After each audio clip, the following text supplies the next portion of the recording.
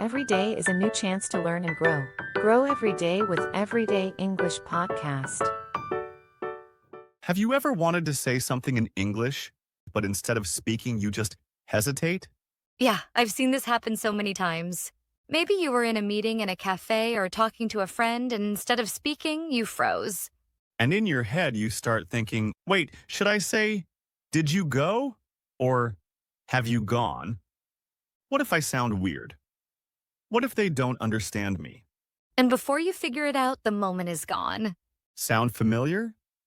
You're not alone. This happens to so many English learners, and it's one of the biggest things holding people back from fluency. But don't worry, that's exactly what we're here to help with today. Welcome to Coffee and Podcast on the Everyday English Podcast channel. I'm Danny, here with my awesome co-host Rachel, and today we're tackling one of the biggest challenges in speaking English, overthinking before you speak. We'll break down why this happens, share practical strategies you can start using right away, and even practice together so you can take action right now. So if you've ever felt stuck, nervous, or unsure when speaking English, this episode is for you. Stick with us until the end and let's start speaking more confidently together.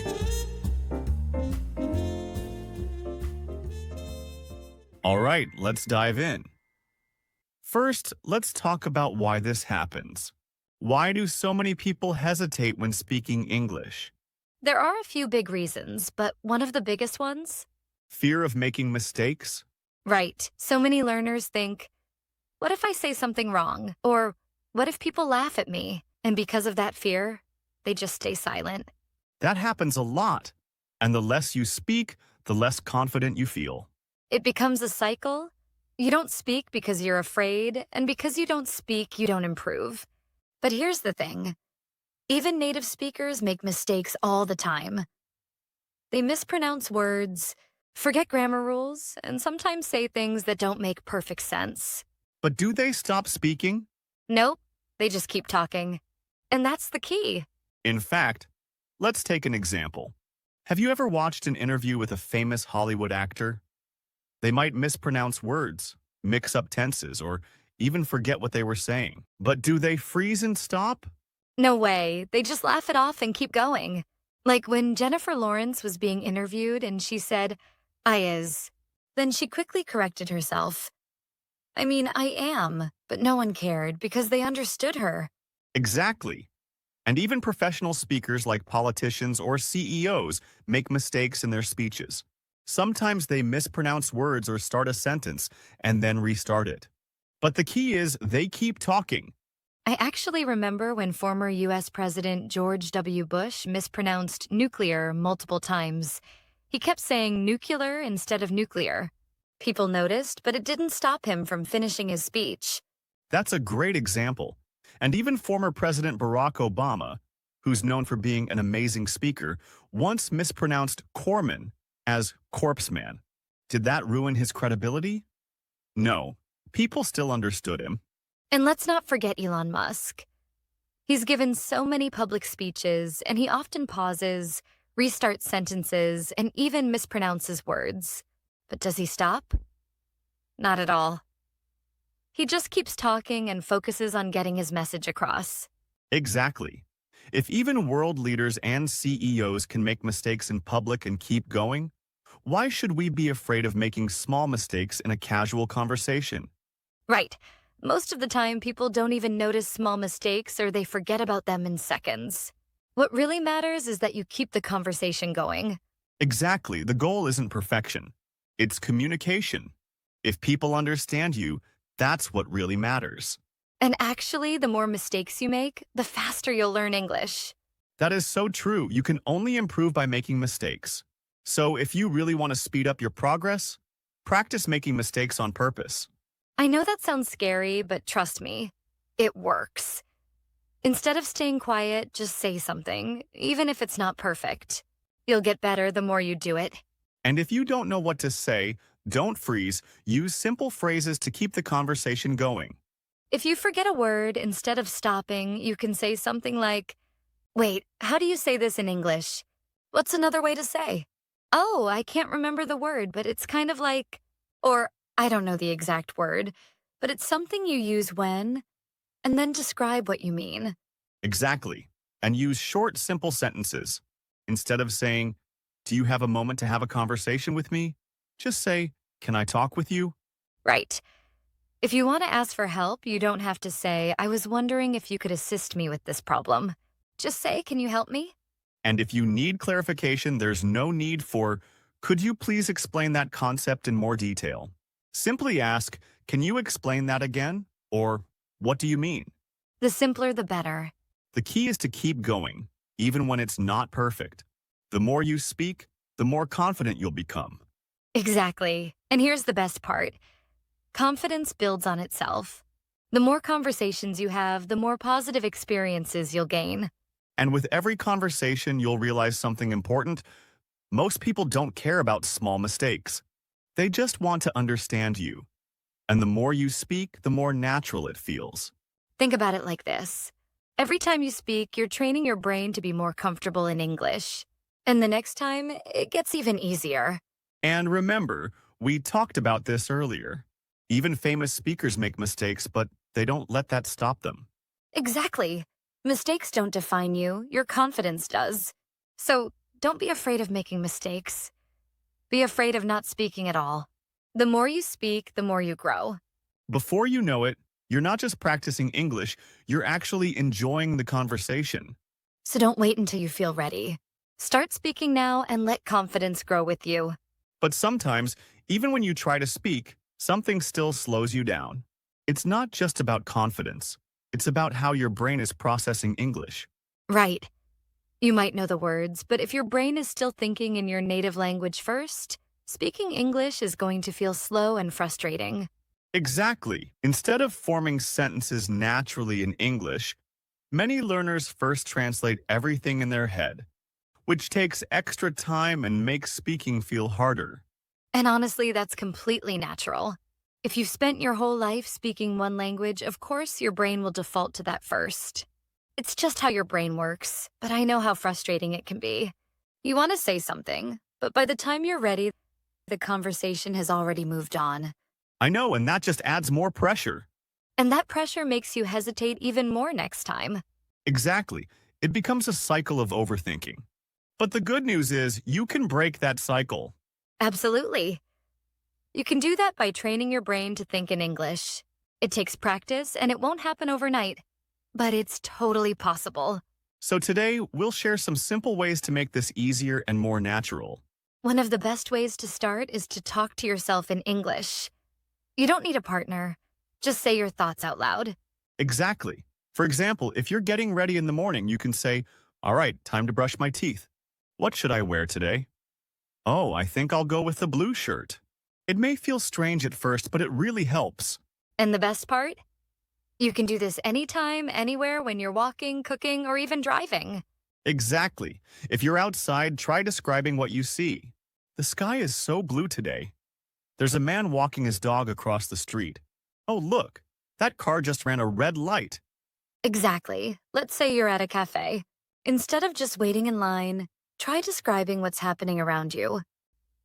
Wow, it smells like fresh coffee in here. The barista is making a latte. Oh, look at that latte art. Should I get something sweet or just stick with an Americano? And if you're sitting at a table, you can think, that person over there is studying. Maybe they're preparing for an exam. I hear people chatting behind me. They sound like they're talking about travel. The goal is to make English part of your everyday thinking. The more you do it, the easier it gets to form sentences naturally. Another great way to train your brain to think in English? Pretend you're teaching someone. Imagine you're showing a friend how to cook pasta. You could say, first boil the water. Then put in the pasta and stir so it doesn't stick. Now chop some garlic for the sauce. When you do this, you're not just speaking, you're thinking in English too. And the more you do it, the easier it gets. You can also do this with something simple, like explaining directions. Imagine you're telling a friend how to get to the coffee shop. Okay, first take the subway and get off at Central Station. Then walk straight for 2 blocks. You'll see a coffee shop on your left. It's right next to the bakery. That's a great one. Not only are you practicing English, but you're also training yourself to describe things clearly and naturally, just like in a real conversation. And here's another great trick. Set a time limit for thinking. That is to give yourself just 3 seconds to think before you say. Yes, this helps you stop overthinking and speak faster. If you get stuck instead of stopping, just rephrase it. For example, if you don't know how to say delicious, just say really good. Exactly. Or if you forget the word for refrigerator, just say the cold thing where I keep my food. If you don't remember umbrella, just say the thing I use when it rains. Right, let's try a few more. Imagine you forget how to say confused. What could you say instead? You could just say, I don't understand. Or, I'm not sure what's happening. Yes, and what if you forget exhausted? Just say, I'm really, really tired. Exactly. The goal is to keep speaking, not to be perfect. The more you do this, the faster your brain will start forming sentences naturally in English. And as your brain starts thinking more in English, you'll probably notice something else. Sometimes, even when you know the words, native speakers still sound confusing. Yes, that's because real conversations aren't just about vocabulary and grammar. Native speakers use tons of idioms, slang, and phrasal verbs. And if you're not used to hearing these expressions, conversations can feel a bit overwhelming. I know, that's frustrating because you might understand every single word, but somehow the sentence still doesn't make sense. That's because native speakers use idioms, slang, and phrasal verbs that completely change the meaning. Exactly. Have you ever heard a phrase like, get the hang of it, or under the weather, and thought, wait, what does that even mean? That happens to so many learners. You hear all the words, but somehow the sentence doesn't make sense. And because of that, people hesitate. They're worried about misunderstanding something or not knowing how to respond. Want to hear some more real-life examples? Let's go through a few. Imagine someone says, that test was a piece of cake. What do they mean? They don't mean an actual cake. It just means that test was really easy. Right. And what if someone says, I'm going to hit the sack? What does that mean? It just means I'm going to sleep. Exactly. Here's another one. If a friend says, I ran into Sarah at the mall, they don't mean they actually ran into her. Right. It just means I saw Sarah by chance at the mall. These kinds of expressions are everywhere in daily conversations. If you don't know them, it can feel confusing. So, how can you fix this? The best way to learn expressions is in context. Instead of memorizing long lists of idioms, pay attention to how native speakers actually use them. And if you're wondering what learning in context actually means, think about it like this. Instead of just memorizing get the hang of it means to learn something, listen to a real conversation where people use it. A great way to do this is by watching interviews, vlogs, or TV shows. That's right. When you hear an expression, don't just translate it. Try to guess the meaning from the conversation. For example, imagine you're watching a cooking show and the chef says, don't worry if it feels hard at first. You'll get the hang of it after a few tries. Now, you're not just seeing the words, you understand when and how people actually say it. And this works in so many situations. If you're watching a sports interview and the athlete says, we gave it our best shot. Now, they don't mean they actually shot something, right? Right. Think about it. Where else have you heard the word shot? Maybe in basketball when someone takes a shot? Or in photography when someone takes a shot of a picture? It's all about trying something. So here, we gave it our best shot. Means we tried our best. Exactly. And here's another one. If you're watching a travel vlog and someone says, this city is growing on me, what do you think that means? Let's break it down. The word grow usually means something gets bigger, right? Like when a plant grows. But in this case, does the city itself really get bigger? No. But if something is growing on you, it means your feelings about it are changing little by little, just like a plant grows over time. So when someone says, this city is growing on me, it means, I didn't like it much at first, but now I do. That's the key. Instead of just memorizing meanings, try to guess based on how the words are used. You'll remember them much more easily. And here's the thing. It's totally okay if you guess the meaning wrong. Learning expressions is all about trial and error. Sometimes you'll get it right, sometimes not, and that's fine. Exactly. And when you're not sure, just ask. If a native speaker says something you don't understand, you can say, "Oh, do you mean? Wait, what does that mean?" Most people will be happy to explain. And guess what? That's how real conversations work. You don't have to know every word perfectly. Just keep the conversation going by asking questions and confirming what you understand. And the more you do this, the more natural it becomes. So don't be afraid to take a guess, and don't be afraid to ask.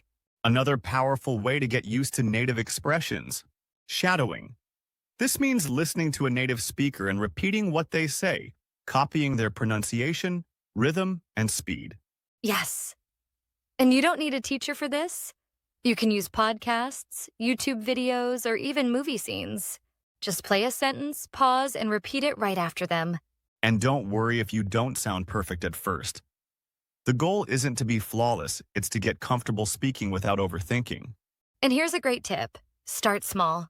If a full sentence feels too hard, just repeat one phrase at a time. If you're watching a TV show and someone says, "That sounds like a plan," just repeat that phrase a few times.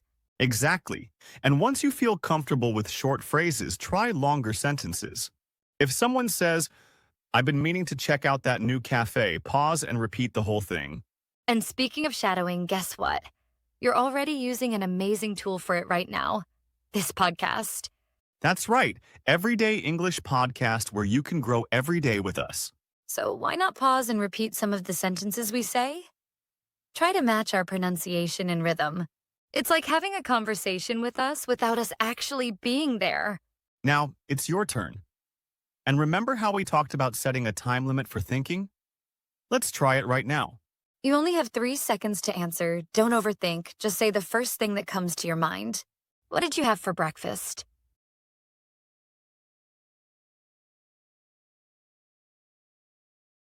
If you could have any superpower, what would it be?